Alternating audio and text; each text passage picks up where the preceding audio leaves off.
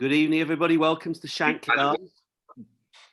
Michael Caulfield, our resident landlord, is having a night off, a well-deserved night off. I have to say, he's done some fabulous stuff, interviewed some great people over the last month or so. And I'm standing in his shoes very briefly. Briefly, on a night where hopefully we're starting to see some of the green shoots of recovery for sport. Sure, we'll watch Boris Johnson this afternoon, and it's a subject the lads are going to talk about in a minute. But we watched Boris Johnson this afternoon, and I thought the key bit for me was the question that came from an MP who resides in the Midlands, who asked him about Loughborough University and all the sport that's going on there and the engineering. And he very quickly and positively responded to the fact that this country needs sport. It needs our engineers and it needs sport, and they're exploring every avenue that they can do in order to get sport and education back live. And of course, they're the two areas that VSI are heavily involved in. And one of the things that we have recognised in the last few months is that never before has sport needed great leadership than now. The challenges are multiple, but equally, it's our view that the opportunities could be spectacular for the next generation of people coming through into key leadership roles. We're going to hear from Andy Hughes later on from Sheffield United's under-23 coach. We want to know from Andy what opportunities this might afford young footballers who may find themselves suddenly elevated in value and standing to clubs who are going back to basics and looking to develop their own talent. But we're going to start off with a legend from Middlesbrough and Italy. One of the first real greats to come and play in the Premier League from international shores. Fabrizio Ravanelli needs very little introduction. Italian international, Serie A winner, and after just one season on Middlesbrough, an unforgettable season with Middlesbrough in the Premier League, he will always be a club legend at Middlesbrough. So we're going to hear from Fabrizio, who's going to be interviewed by his friend and a colleague of mine and Tony Fortner's on VSI's MSc for Sporting Directors, Craig Honeyman. He needs little introduction himself, actually, within the industry of sport, where he's carved such a positive reputation as a player's representative over the last, well, more than a few years, but over a period of time, and highly regarded, highly valued by clubs and players alike. Clubs maybe not on certain occasions, but I think they'd all respect the fact that he's delivering great advice to players and offering a level of integrity that I think we want to see throughout the game with player representation. And I'm going to be asking them about their thoughts on the value of sport in the community in Italy, in Middlesbrough. And I know that Craig remains a loyal Middlesbrough fan. And we've got the Premier League potentially restarting very shortly. And there's a lot of negativity, I think, around in the media about the Premier League being restarted because of the financial pressures. But it doesn't take an awful lot of research to see that organisations like the Sport and Recreation Alliance and politicians alike recognise that following a football team is really part of the DNA of so many great communities in this country.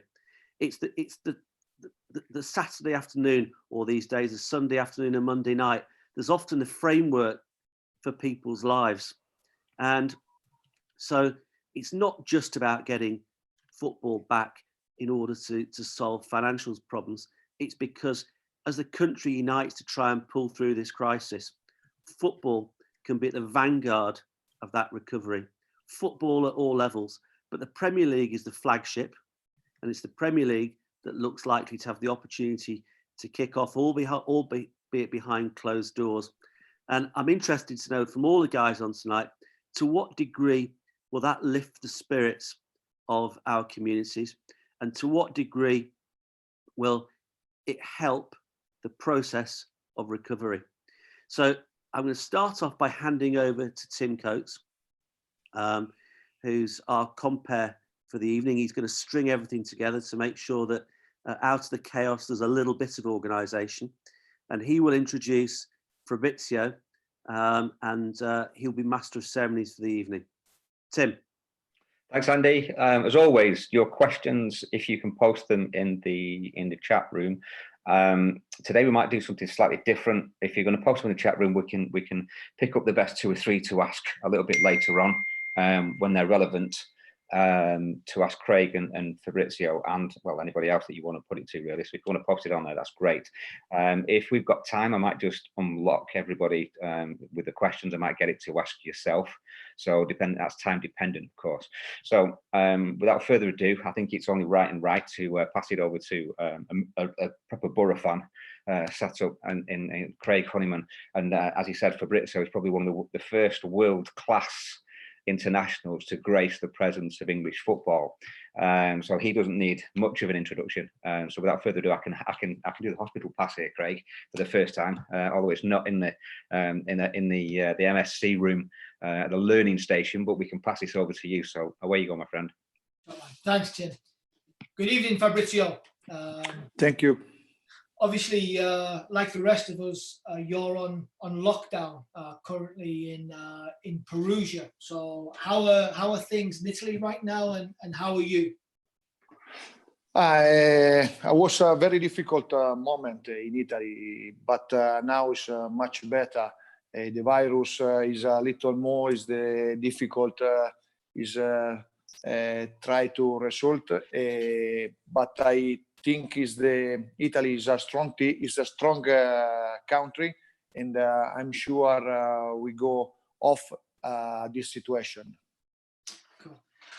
Fabri, you began your career with your hometown club, Perugia. What was that like? Perugia is when I was young, I have a very good dream. Is arrive one day, play a big level. Is Perugia? I remember when I was young, is playing League Serie A, and I want to play definitely for is my dream with Perugia, because I remember Perugia is the best moment in the history for Perugia when I was young. I started to play the academy. I work hard every day for arrive one day to touch my dream. And for this, I work every day hard. I arrive to touch my dream. Brilliant. You transferred numerous times in Italy, notably to Reggiana, before you were eventually signed at Juventus by Giovanni Trapattoni. What are your early memories of Juve? But it's a big Juve, because I remember when I arrived in Juventus in 92, 93 with Trapattoni. It's the first year we arrived in a second position in Serie A and win the UEFA League. I remember very well. It's a fantastic moment for me, also because I married with my wife Lara. In this magic moment, I married. I play with Juventus in my team. I support I'm supporter the Juventus, and when I play with this team, for me is a fantastic. I remember there is many big player: Baggio, Julio Cesar, Jürgen Köhler, Gianluca Vialli. Is a fantastic dream. Is a fantastic team.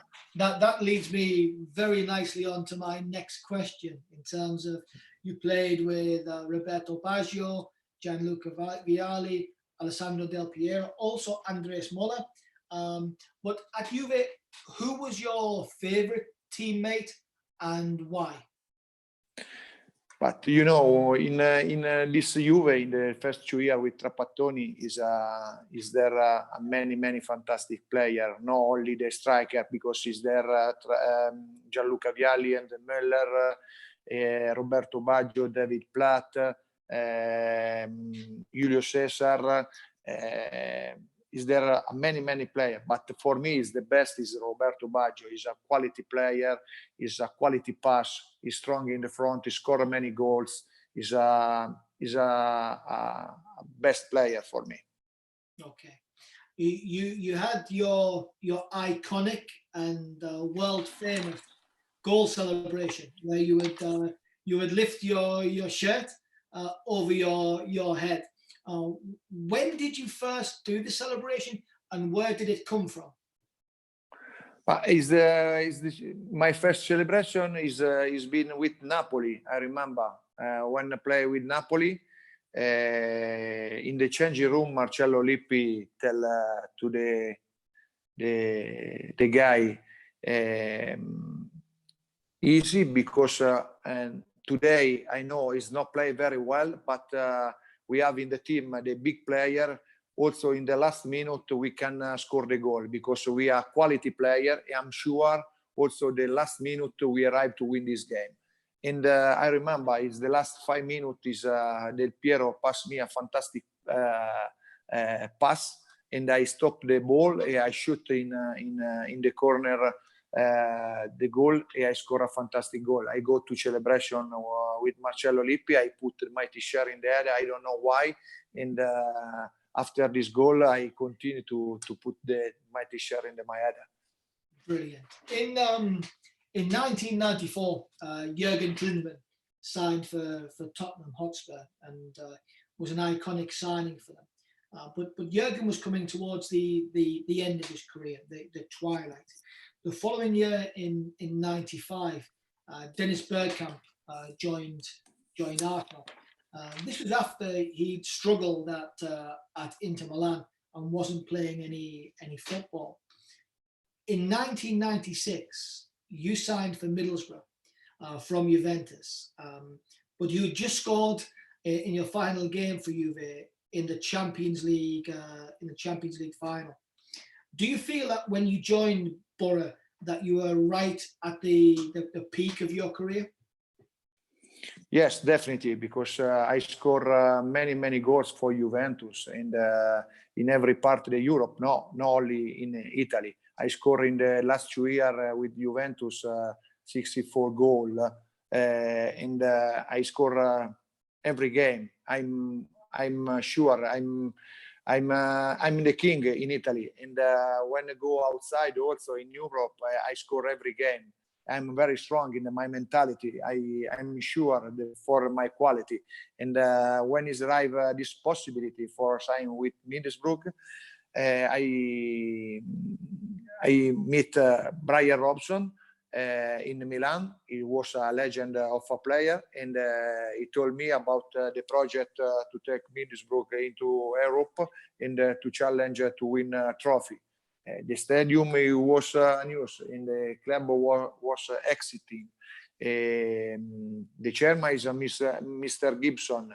Was a very dedicated to the club. He's a very good person. He speaks clear with me, and is a very professional. And I still respect him very much now. And I always look for better result. Very cool. You may or may not remember, Fabri, you played in a pre-season friendly against Inter Milan.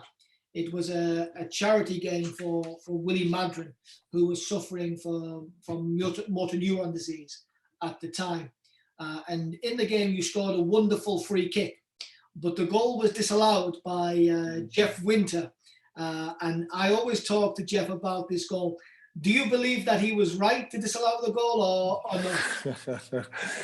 Honestly, I think I was very sorry that he had cancelled my goal because especially in one game with the friendly game, the first time in front of my fans, I want to score the goal. I work hard. He's arrived this free kick. I score the goal. I don't know why. He tell me is put the foot. The guy is in the world. But now I respect him decision. Sure. We didn't have to wait long, Fabri, to see goals at the Riverside Stadium. On the opening day of the Premier League season against Liverpool, you scored a hat-trick, and I believe that you are still the only player to score a hat-trick on the Premier League debut.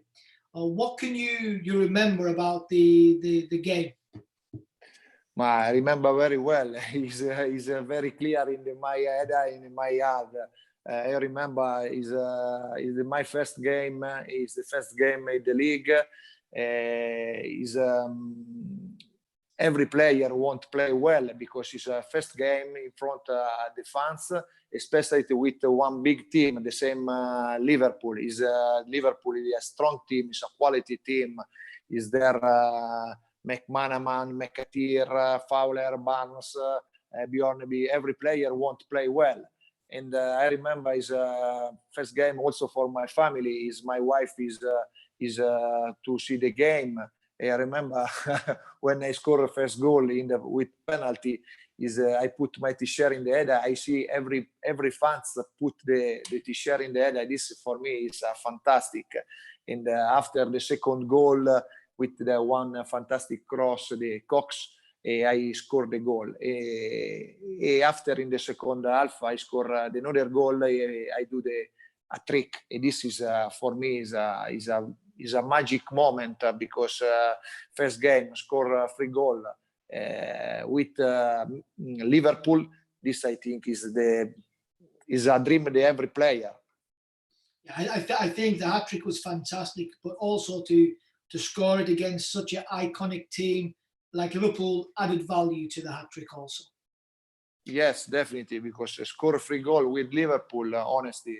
After also when I go outside, I remember every fans tell me, please, Fabrizio, continue to score the goal because we need one striker similar to you. I'm very excited because play in England League is been fantastic. Fabri, when you joined Middlesbrough, of course there were some British players and some foreign players joining the team as well. Who were the top 5 players that you played with at Borough? But there is Ignet, is there Barnby, is there Mustoy, is there Juninho, Emerson. I think Ignet was very technical. Barnby is a very intelligent player. Juninho is the top, is the fantastic player for the pass, score the goal, is a number 1. Emerson is a very strong player, is win every duel in the midfield. After is there Mustoy, is push every time the team to press, is a quality pass also. I think this is the first best player in the team. Brilliant. Fabri, of course, English football was really taking off in the late 90s. In the Premier League, who were the best players that you played against? But I remember very well when I was in England in the 96. Is there many fantastic players? Honestly, I remember, for example, Les Ferdinand. He was brilliant. He was strong, powerful. Very strong, powerful. Is there in the Manchester United, Roy Keane, Beckham, Paul Scholes is a very quality player. In Arsenal, there is Tony Adams, Wright. He scored many goals. And after is there, for example, is the defender. Is there Ferdinand, Stam, Southgate, Campbell is a strong quality defender. I think I remember in 1996. I think is the best league in the world because is there many fantastic players. My specialty is strong and quality player. Brilliant, Fabri. When you signed for Middlesbrough during your time with the club, you were very vocal about the training facilities or the lack of training facilities and the dietitian, and nutritionist, the kind of things that you were used to at Juventus. What can you remember about that? But when I was from Juventus, I had just won the Champions League, and when I arrived, I showed that there was no sports center, and I simply take to the president to tell him that it was really important to have him to carry on his project, and which was to become one of the club most important in England. Yeah, after you left, they built Rockcliffe. Yes, Park, yes, which is unbelievable. yes. I know. Now is one of the best training ground in England. In Gibson, he worked very, very hard for build this. He's a big man. At the end of the 96, 97 season, you scored 31 goals, 16 in the league and 15 in the cup.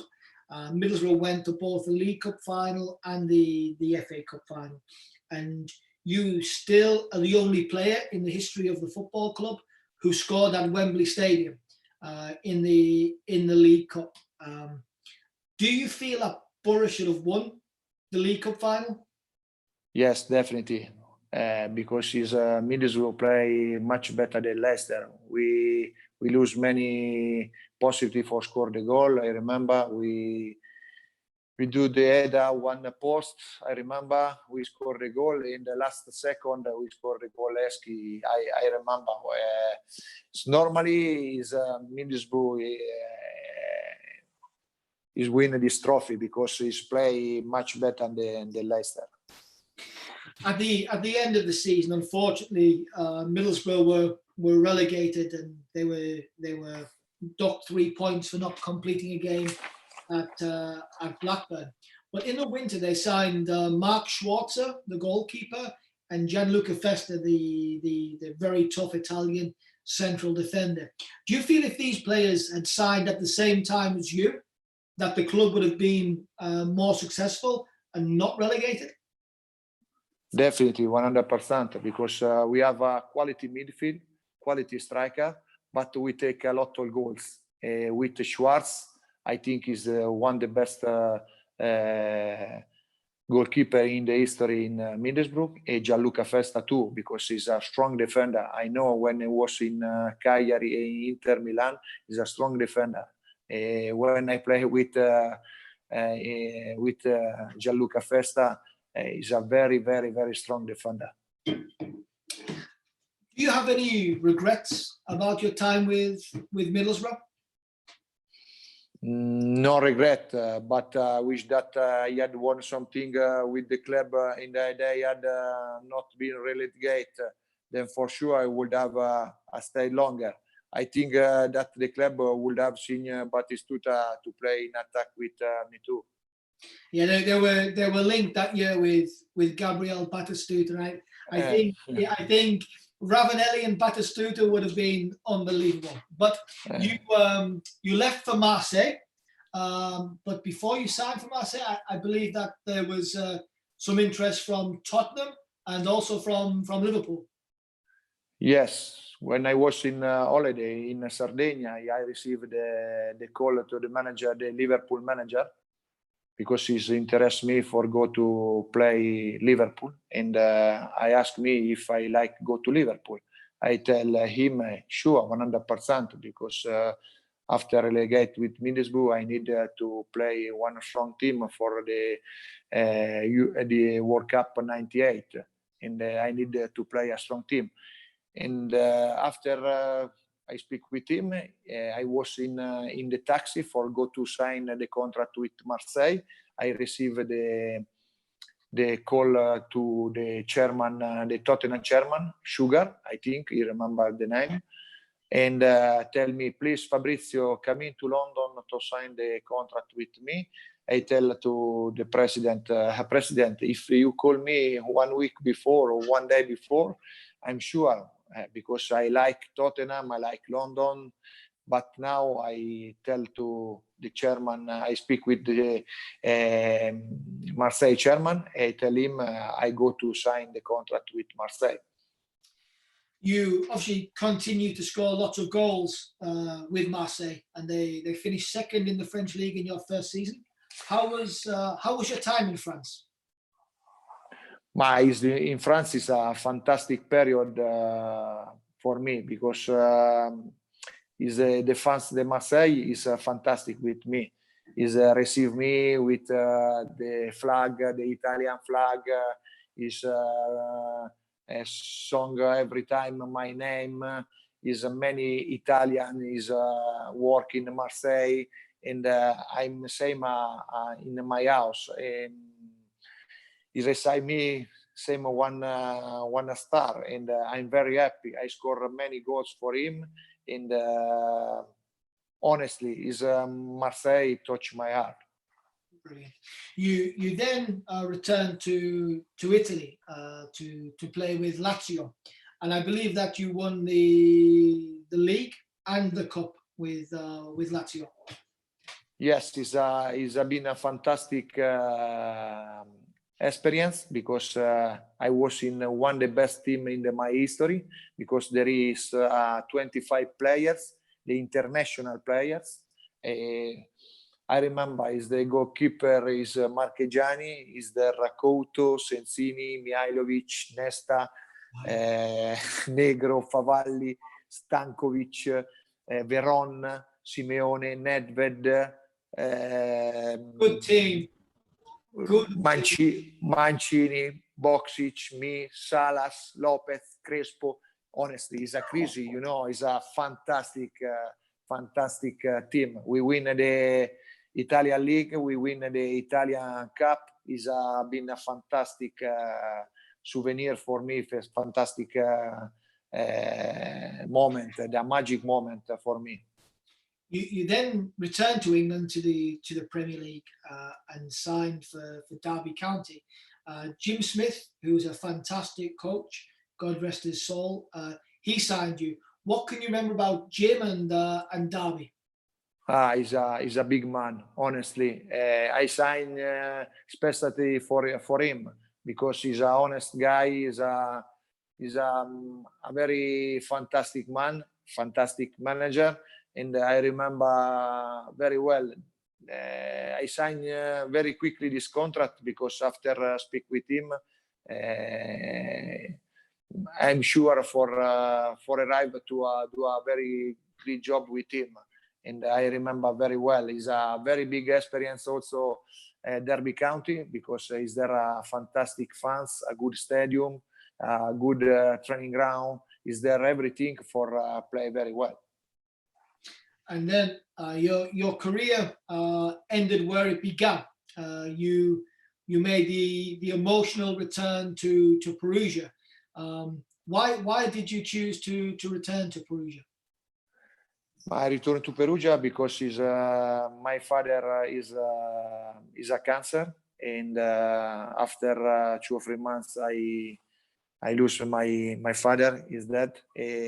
When I come back in Perugia, when I was in Lazio, in Derby, my father tell me, please, Fabrizio, you start your career with Perugia. Please, now you must finish before I did the career in Perugia. I listened my father. I tried to return to Perugia. I signed to Perugia for this because my father before dad tell me this. That's lovely. That really, and of course you were successful at Perugia and scored some important goals. Yes, many goals at Perugia. I remember I scored a goal with Juventus, with Roma, with Sampdoria, Brescia. I remember I scored a fantastic goal in the Perugia in my country. Sometime when, for example, I go to in the pitch for the warm up, I try to see my father. After tell, oh, my father is dead, you know. But is the experiences in Perugia in my country has been fantastic, honestly. Fabri, you played for some fantastic coaches, some unbelievable leaders when you were playing. Who were the best and why? Ma is the best? Is there no? I think is there now? Is there the Klopp and Guardiola? I think is are exceptional. They are the best. Also Allegri, Ancelotti, Bielsa. Is there are many manager has been fantastic. I remember Lippi, Trapattoni, and especially also Sacchi want to go in national team because he's a one manager. He's work very hard about technically and tactically. This I think is the best manager. Fabri, I know that you want to be a coach either in the US, in the UK, or in Europe. What kind of coach are you? What style do you have? But you know, definitely, I my first, I won't take first thing take the management in England because in England for me is the best football. I remember when I was a player, I played for Juventus after winning the Champions League. I was in Euro '96. I think is the future is England. And after is arrived this possibility for go to play Middlesbrough, I go definitely. But I know wrong because I think is the future is the present is England. And now I think is the Klopp and Guardiola for me is the best. But also Bielsa and Ancelotti I think is the very good manager. So you would adopt an attacking style of play, but also bringing that Italian defensive solidity and tactical awareness. No, I like attacking because I like play 4-3-3, but is important also the discipline about the defender. Sure. You're working as an ambassador for Juve now in China. How is that role, and how was football in China before the virus? But before the virus, it's okay. Now I work with Juventus. I'm very happy because Juventus is not forgot every player, and this is very good for me because to be ambassador with Juventus. It give me the possibility for knowing Fabrizio Ravanelli in every part of the world, and represent Juventus is a very proud for me. And now I think is the football in China is try to development, but now is stop and try to go outside this virus. But I don't know if he's arrive to arrive to the top level because is for the moment is when you like go when you like to go to the top level, you need to start with the academy work. Definitely. I don't know if in the China has to do this in the moment. Okay. Fabri, a couple of things to finish with. One is your former teammate at Borough, Mikkel Beck, is looking to organise a charity game back at the Riverside with lots of the players from the 96-97 season to give something back to the fans and also to charity. Would you be interested in playing in this game? Yes, this is true. I like play and played sure 100%. Because for me, come back in Middlesbrough it will be fantastic. Cool. Listen, the final question I have for you is about darts. Okay, that there's a rumor that when you were playing for Borough, that you would drive to Saltburn, which is a seaside town, to a pub called the Ship, and that you would play darts in the. Yes. Is this true? Yes, definitely. Now I know he is there. Darrant is a fantastic player, the darts. Many times I watch in television the World Cup with the darts. And when I come back in Middlesbrough, I like Darrant for play darts in the pub. Listen, I will organise, Fabri, when you come over, me and you and Glenn Durant will go to the Ship Pub in Saltburn for a game of darts. Hope so. Sure, 100%. I like do this. Brilliant. Tim, do we have any questions? Yeah, we do. And now we've got time for it. Joe's actually asked one. I'm just going to unmute Joe and ask Joe, do you want to ask the question, my friend? Yes, hi Fabrizio. A wonderful, wonderful interview. And I know Craig's thoroughly enjoyed it because I can see the smile on his face. How did you find moving culturally from, Italy, very strong culture, to moving to Middlesbrough? Sure, 100%. I like do this. Hope so. I work hard every day. I go to see many manager for one day. Come back in Middlesbrough for take the management. This is my dream. And culturally, Fabrizio, when you were in Italy, there's a very strong culture within the country. And when you came to Teesside, you didn't speak English, so you had a period to adopt. Culturally, was that difficult to adopt here? No. The problem is because I don't speak very well English, but I think when I was in Middlesbrough, it's been a fantastic moment for me. Also, if it's difficult because it's my wife, who speak very well English and help me in every situation. But also with the guy, we arrived to the communication is no problem. And now I'm sure if one day I come back, this problem is not arrived. It's good. You know, some great questions, some fantastic questions. I've got one very briefly, only because I know the areas. Like, so in Italy, Juventus, in Perugia, there's Fiorentina, there's some beautiful warm weather winds. And I also know that, having spent some time up on the northeast coast, that there's this hurling wind that comes off the North Sea that kind of slaps you about the face a little bit. How did you make that culture? Because that's got to be some huge shift from going from like used to being 30, 40 degrees to submarinal degrees in that biting cold. Tim, you haven't been to Middlesbrough recently. The sun here is unbelievable. Look at my suntan. The weather is unbelievable. I guess Fabri, he's asking in terms of the beautiful weather that you experienced in Italy, and then coming to Teesside, and the difference with the weather. How did you experience that?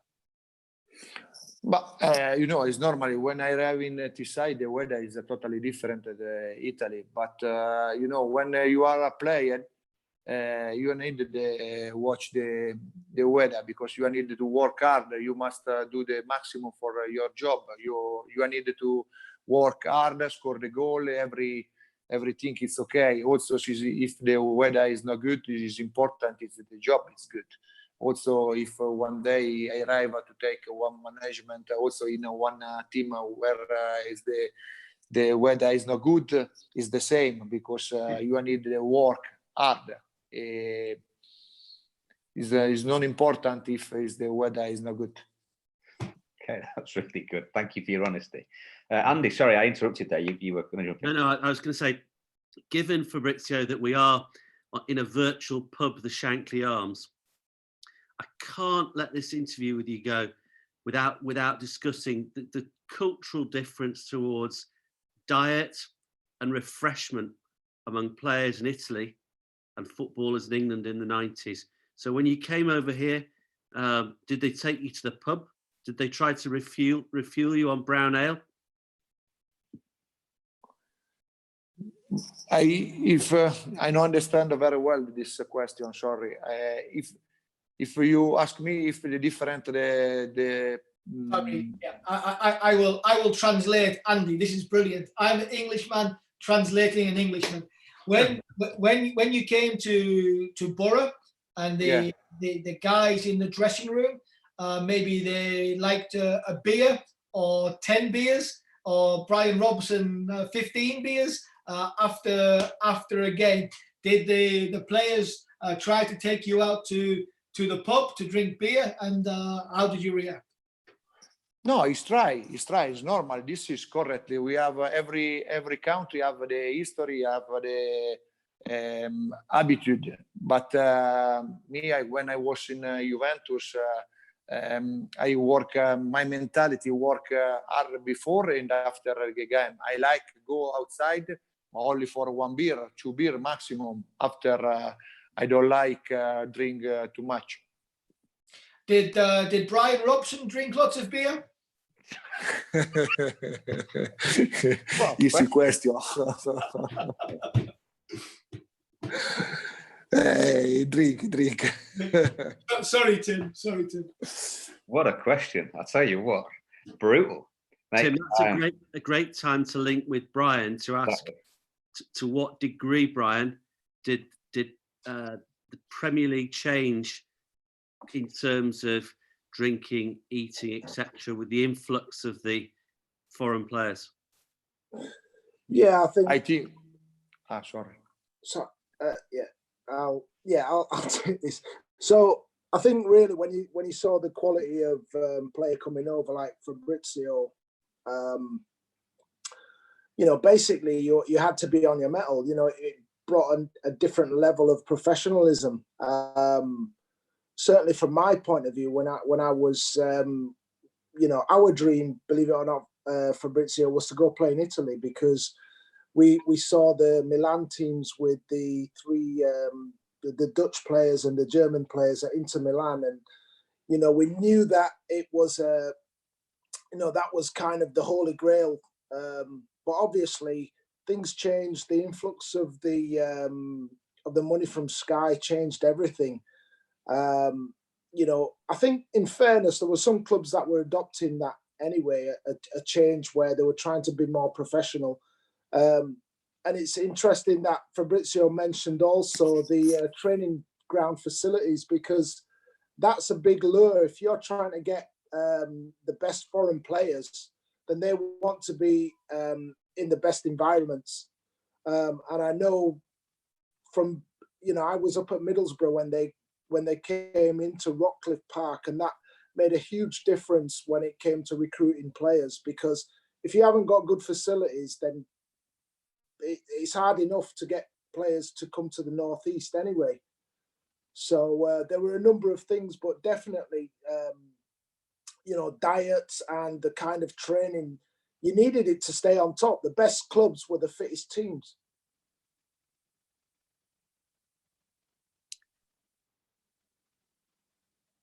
Hello? Brian, that leads nicely into your conversation with Andy here, because we've heard from Fabrizio, one of the first of the big name Italians, and Fabrizio, absolutely fantastic to hear your thoughts tonight. Really, really enjoyed it.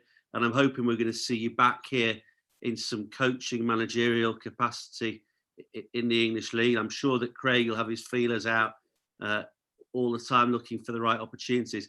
So we've gone from that, having the top foreign players coming into the country. And I know you're going to ask Andy about how that's impacted on young talent coming through the ranks here. Andy's, if you like, the custodian of some of that young talent at Sheffield United. So I'm going to invite you to fire away, Brian, and let's hear the conversation from the Snug. Yeah, hi. Andy, how are you? You okay? Good, Brian. Yeah, thanks for having me on. No, it's a pleasure, mate. It's a pleasure.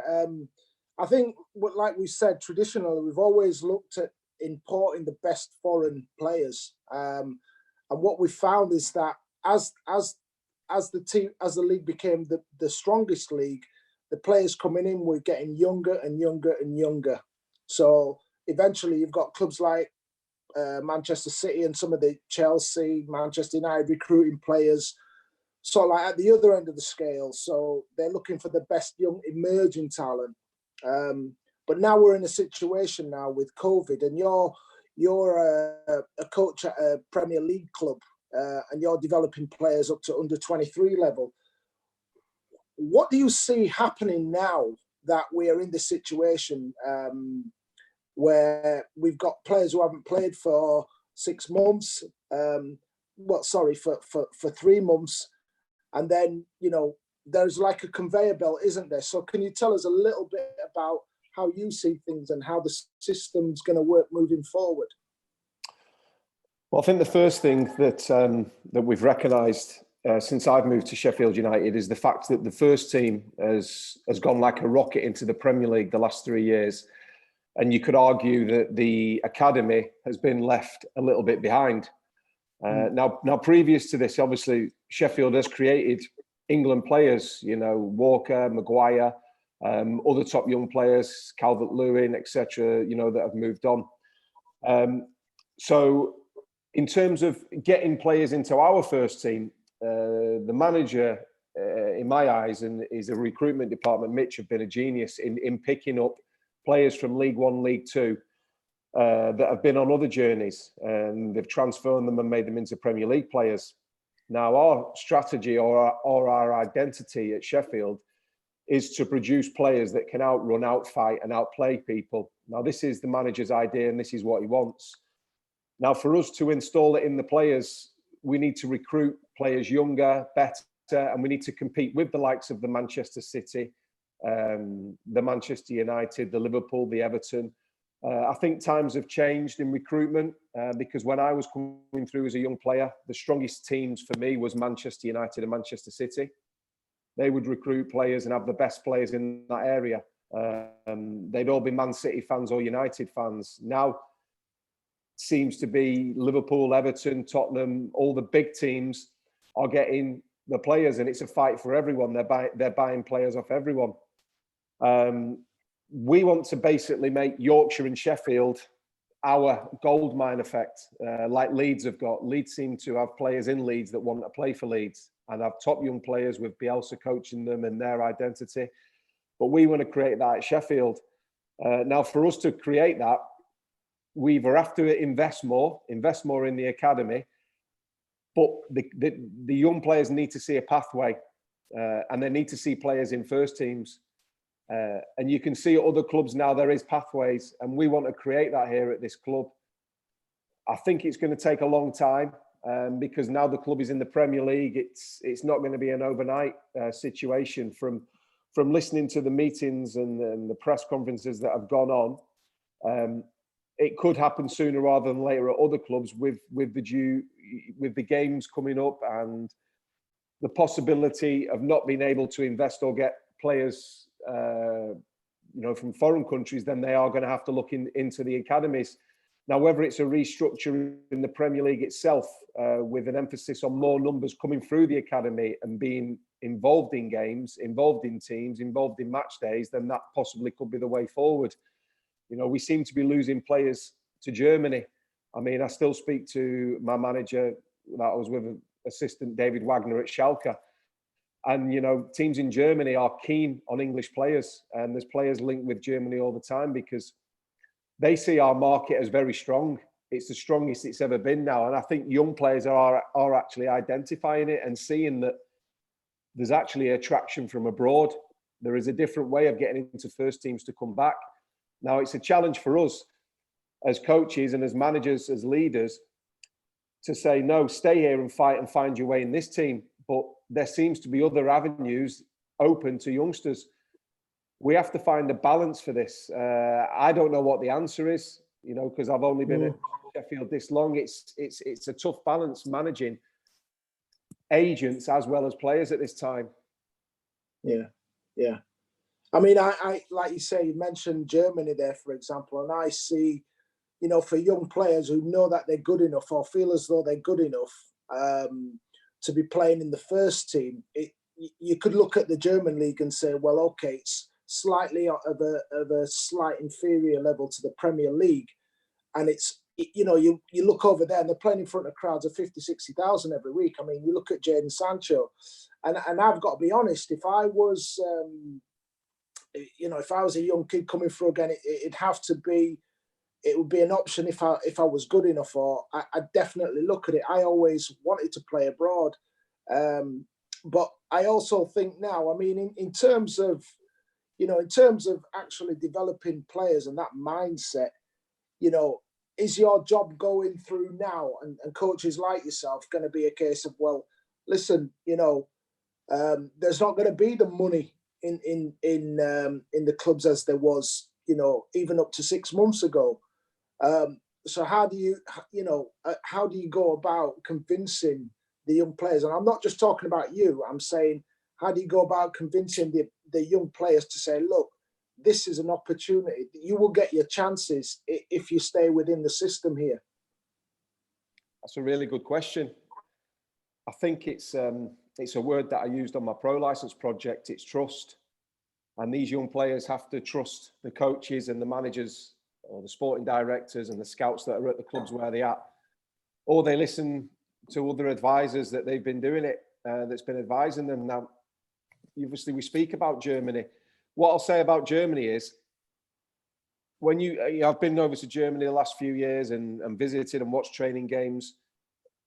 The pressure in Germany isn't as big as the pressure in England, because German teams, even in Bundesliga, Erste and 1 and 2, still, they all play the same way, playing out from the back. They have this way of playing that's exciting. They have reactive pressure, gegenpressing. And I think young players look at this and see this as a way to develop as well. So they're challenging themselves to think, well, I wouldn't mind going to another country and developing a style of play and developing my tactical knowledge. Young players are cleverer nowadays. But what I will say about England is our league. We have teams that will play 4-4-2, 4-3-3, 3-5-2, overlapping wing backs, kick it long, go short. Our league is still tactically the most astute league. It's got all the challenges that we can give young players. But players need pathways, and players are seeing pathways in other countries. They are seeing pathways, not just in Germany, they're seeing it in Belgium. Because, you know, the young, you know, you look at Manchester City now, they've just bought a club in Belgium and they maybe see that as a feeder club. United did it a few years ago, and other clubs are looking at them angles. So it is tough. But what I will say is, when you're 16, 17 and you join an academy, it's not like a YTS where YTS, it was 2 years, A and B team reserves, and you get there. I think with academies now, you have more chance. And when you see players at 21, 20 that still haven't made the debut, they're still being given a bit of time. Now, in my opinion, I think at 20, you should be playing regular football if you're good enough. I had the terrible job the other day of releasing 8 players, telling them that they weren't a contract. It was a hard phone call to make to all 8 players, but the brutal honesty was that, in my opinion, these players were getting to an age now where they needed to leave the club. They weren't going to get in our first team, but they needed to make a living elsewhere. And you don't want to keep someone around just because they're a good trainer and help another player, because that's not the idea here. Yeah. Us at Sheffield United, we strip it back to the bare bones. We aren't all singing or dancing yet, but what we have got is, if we've got a leader that, I think, like the Alex Ferguson days or the Man City days, where the manager would pick up a phone and go, do you want to come and play for Sheffield United? And, you know, if Chris or Alex Ferguson, or, you know, when Joe Royal would do it, or you'd say yes straight away. Players nowadays, if a manager picks up the phone and says, do you want to come and play for the club now? Well, I'll speak to my dad and my advisor. Them times have changed now. They really have changed. Yeah, you know, it's true. It's unbelievable. I mean, I'm you know, I come from an era, and Fabrizio's the same, where, you know, we had to have character. Yourself, Andrew, you had to have character, and there wasn't the kind of carrot at the end of the at the end of the, you know, it wasn't like a bag of money that you were chasing. You know, we came into it, and it was all about raw football. You know, and I think we're missing something, but at the same time, it's just how it is in society. Can I just open a question? I want to ask Fabrizio a question here, and it's based around the fact that now a lot of the big clubs in Europe are obviously going to be looking at their revenue streams. do we see a kind of do we look at an acceleration towards a European Super League now, and the format of the European Cup changing? Has anybody got any thoughts?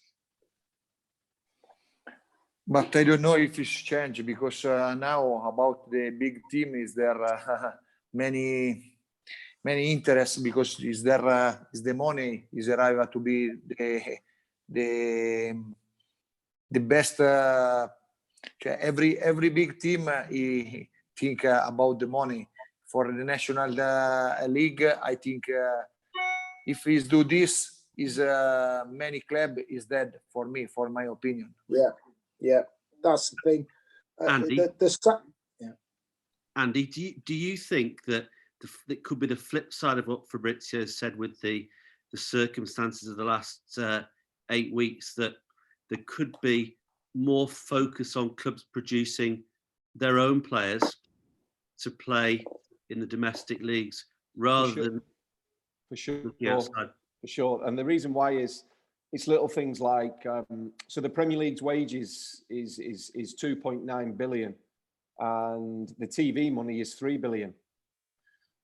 So out of that, the Premier League clubs make 100 million. Yeah. And if you go to the Championship clubs lose 900 million with the TV. So people in the Championship, owners, you could argue they're all gamblers that want to gamble and get to the Premier League. So I think now more than ever, there needs to be a restructure financially for this. And it has to be with the academies. It has to be with producing young players.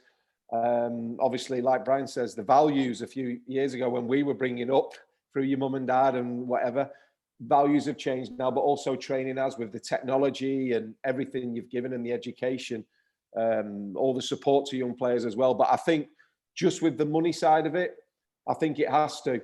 I mean, I had a discreet conversation with David Wagner when this started, and he told me that if the Bundesliga does not come back, 4 Bundesliga clubs will go out of business, and that's the Bundesliga. You know, and you think the Bundesliga is run incredible, and 51% of fans run clubs and own clubs. That's great, but for him to say that to me, and he was panicking. It's not all singing, all dancing all over there. So, yes, I think something could happen in Europe, but we're led by money and sponsorship and TV rights.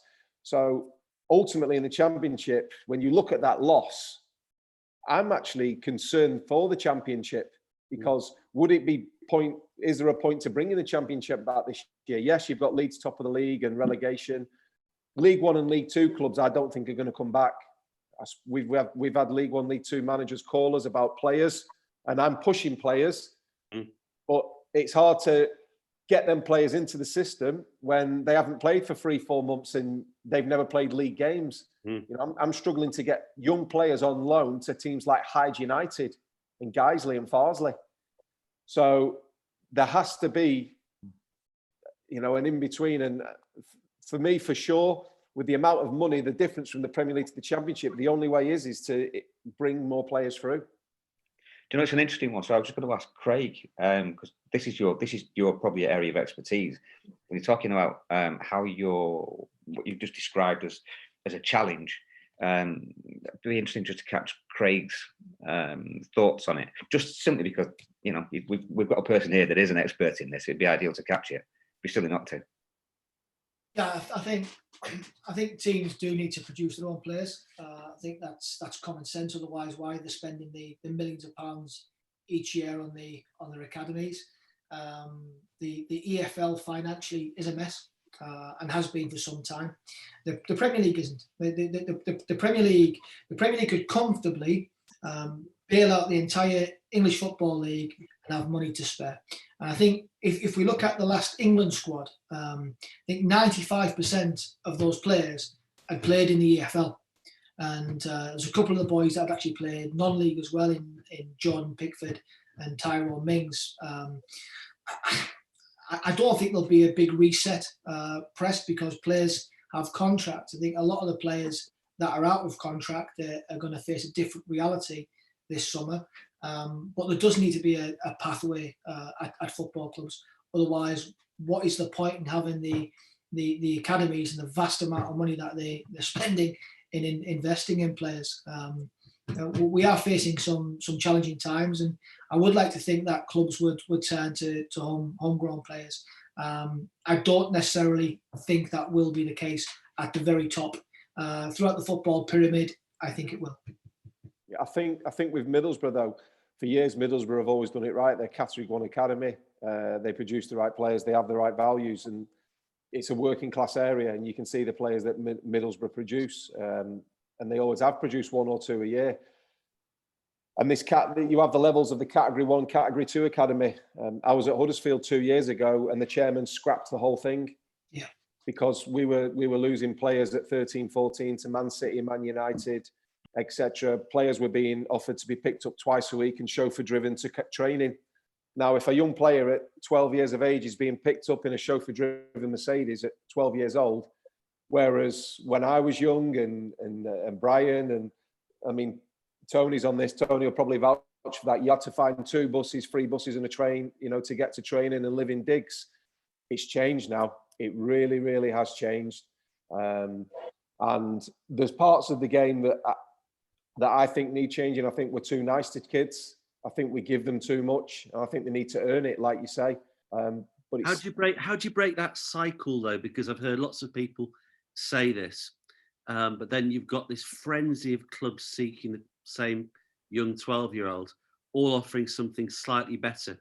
So how do you convince parents that culturally they're mistaken in accepting the kind of gold on offer from a variety of challenging clubs? I think it just comes down to the parents and the values being brought up with. I mean, we've got young players here at Sheffield that are being asked by top clubs, and they want to stay here at the minute because we're going well, and the manager's having to ring their mum and dad at 12, 10 years of age. And then if you look at Bayern Munich, they've stopped signing players now at 9, 10, 11 and 12. They made an announcement. They've stopped it. Now, what makes me laugh about that is it's quite clever of them, really, because for the 9 and 10, 11-year-old will get developed at another club. And then when the big German club comes in, when he's 14, 15, do you want to come and play for Bayern Munich? Yeah, no problem. Kein problem. He'll be there. So we have to get them early. I mean, I read an article of Atletico Bilbao, and the minute a boy is born in Bilbao, he is presented with a Bilbao shirt in the hospital. So is there ways of doing it early and identifying areas? Maybe there is. I know that in Leeds, it seems to be a goldmine effect. And for me, it has been. It's not London or Manchester, it's Leeds, because Leeds fans want to play for Leeds, and they are seeing a pathway with Bielsa, with players that are getting in the team. It's hard to tell a parent when you've got a world-class club on the end of the phone saying, well, at 16, we'll give your son 2-year scholar, 2-year pro, and we'll pay for private school for 5 years. Because if I was a dad and I had private school in front of me for my son and he might not make it, me personally, I'd no stick with Oldham. You stay with Oldham, son, you do this, you do that. But parents have other values, and at the end of the day, it's up to them, and sometimes they make the decision for kids. That's very true. I know a parent at Man City who told me a long time ago, if her son gets nothing out of Man City other than a private school education, at the point she said this, he was going into a school where he's having to go through a metal detector for knives in a pretty poor Manchester school. He goes to private school and he walks out of there with an education. Yeah, but when you look at what Man City are doing, the way they've, I was born in Longsight and then lived in Stockport, and when you look at what they're doing to the area and developing it, then it's, if anything, the owners of that club are earning the trust of the city. It's incredible what they're doing, and why wouldn't you want to go to there? It's like Warburton's Bread, when the owner of Bolton, I was lucky enough to meet him, and the way he earned trust with bakers in London is he'd go and watch Bolton at a away game, but at 2 a.m. driving back, he'd go into the live bake and he'd earn the trust. They'd be like, wow, Mr. Warburton's here. Yeah. So if you look what the owner of Man City's done for the area and the surrounding areas, I'm a City fan, but it's incredible what they're doing. And, you know, the players, we played against their 23s behind closed doors the other week. And my team, we got beat 2-1. My team we signed players from non-league that have come through the academy. They had 4 players in their team that they'd signed for £13 million. You know, and how can we compete that? And incredible. And one of our players booted one of their players. He smashed him. And their coach come over to us and went, will you please carry on that the whole game? He just wanted I know that was. Yeah, he just wanted us to kick them and kick them and kick them because they hadn't experienced being kicked. All they've experienced is being in control of the game, being in control of the ball the whole game. And this happens from 9s upwards at Man City. They control most games, whereas they wanted us to boot them. Yeah. I think just on that, I think the biggest problem that you've got for clubs like Manchester City when they're developing talent is developing character. Because I've seen games where you're exactly right. They have this, it's almost like phases of play, and they've got no understanding of what it's like to defend or to face any rough challenges because they play to a system where they find little pockets of space. They get on a half turn, they have 2 or 3 options to pass a ball to, and you can't get near them. And that's how it used to be when you played against Italian or Spanish teams. But the one thing that we've always had is we've always had that character that can we neutralize the game? But I think that is being driven out of the game because we've got so much of a focus on the technical side of the game now that, you know, you can't have everything. And just to wrap up what I want to say on this, I was talking to somebody at a top club and we were talking about what characteristics do they look for. And it's so finite now that one of the things he said was if we have a competition and, you know, we'll say, okay, 10 press ups to the loser. They actually have to look out now for the person who will do 8 press ups, the person who will do 10 press ups, and the person who will do 12 press ups, because the person who will do 8 press ups is somebody who's likely to always cheat. The person who can do 10 press ups is probably somebody who will be able to get through it. The person who does 12 press ups, now he's the one who's making sure that he does 10 good ones. And that's the difference. And that's where we're at when it comes to character. Those are the little nuggets and now where they have to look at to try and find those finite bits of the DNA structure to create a top player. Do you want me to just focus on this? Just to finish on this. So we have games in training and they're for points at the end of the month. But do you know when we win a 5-a-side, I reward my players. The team that wins gets to do doggies of the pitch. They get to earn the right to run more and be fitter than the other team. And brilliant. One player looked at me before he finished, he went, but when I lose, I get to sit on the side. They get to run more. And I went, think about it exactly. So I've tried to go out a bit of a, I wouldn't say old school. It's not old school. I just think it's me. And I'm trying to install it into them that earn the right to run more and outrun players. It's sort of something that's come from Chris, but it was just to touch on with what Brian said there. Nice good shout. Guys, in the interest of time, we've literally going to start this with last orders. So I know it's been a fabulous and it's been entertaining. I could sit here and listen all night. If I was going to get your favourite tipples, I'd be there going to the bar shouting around him right now, or rather Andy would. But Andy, we need to wrap this up. Just give us a quick 60-second rundown and tell us what's coming next week, please. Well, first of all, Tim, I'd like to thank you for your excellent job as ever. Craig, Brian, Andy, Fabrizio, fabulous that you could join us tonight from Italy. Really, really appreciate it. And I've thoroughly enjoyed the evening's chat. Unfortunately, a technology problem has silenced Tony tonight. But I've just seen he's still alive and well and attentive. So thanks everybody for your contribution. Next week in the Shankly Arms, we've got Chris Ashton. So very, very different focus. Chris Ashton, Rugby Union International, and he's going to be talking to Richard Wilkes, who is in fact a player representative, Craig. So from different sport, but nevertheless doubtless with the same skill sets as those yourself. So really looking forward to that, which will be next week. But I'd like to just reiterate and thank everybody again. Sports starting to see a little glimmer of hope on the horizon. We're delighted to have the sports community with us this evening and look forward to seeing you face to face in reality in a non-virtual world. Thanks very much for your time again, guys. Good night, guys. Cheers. Have a good evening. Cheers. Bye. Yes, thank you. Bye. Ciao, Fabri.